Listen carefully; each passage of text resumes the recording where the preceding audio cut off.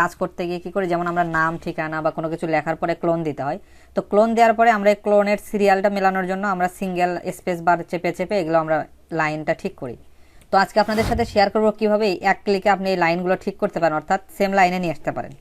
তো চলুন তাহলে ভিডিওটি শুরু করি। তার জন্য যে কাজটি করতে হবে, সাপোজ আমরা এই সবগুলো কন্টেন্টকে সিলেক্ট করে নেব, যেমন নাম, father name, mother name, address, এর সবগুলোর ক্লোনগুলো আমরা সেম লাইন বরাবর রাখবো। তার জন্য যে কাজটি করতে হবে, এই লেখাগুলোকে আমরা সিলেক্ট করে নেব। সিলেক্ট করে নেওয়ার পরে এখানে দেখতে পাচ্ছেন প্যারাগ্রাফ, এই প্যারাগ্রাফের উপর আমরা ক্লিক করবো। প্যারাগ্রাফের উপর ক্লিক করার পরে এরকম একটি ডায়লগ বক্স আসবে। এরকম ডায়লগ বক্সটি আসবে, এখান থেকে আমরা ট্যাবে ক্লিক করব। নিচের দিকে দেখতে পাবেন ট্যাব নামে একটি অপশন আছে, আমরা ট্যাবে ক্লিক করব। এই ট্যাবসে ক্লিক করার পর আরেকটি ডায়লগ বক্স আসবে। এখানে আমরা যে কাজটি করব, দেখেন এখানে ডায়লগ বক্স আসছে, এই ট্যাব স্টপ পজিশন, অর্থাৎ যে পজিশন বরাবর আমরা ক্লোনগুলোর সেম লাইনে রাখবো। তার জন্য যে কাজটি করতে হবে, দেখেন উপরে আমরা চাচ্ছি যে আমাদের এটা 2.5 দেই, 3 দিলে অনেক দূরে চলে যাবে, 2.5 অর্থাৎ এই বরাবর সবগুলো ক্লোন চলে আসবে।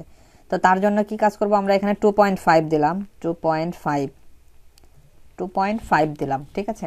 2.5 দেওয়ার পরে এখানে অ্যালাইনমেন্ট আছে, অ্যালাইনমেন্ট লেফট ঠিক থাকলো। তারপরে লেডারে আমরা যেটা কাজ করব 1 নান, আচ্ছা এটাই দিয়ে রাখলাম আমরা, এটাই দেওয়া থাকলো। অ্যালাইনমেন্ট লেফট থাকলো। এখানে আমরা পজিশন, অর্থাৎ আপনার পজিশন এখানে দেখেন, এখানে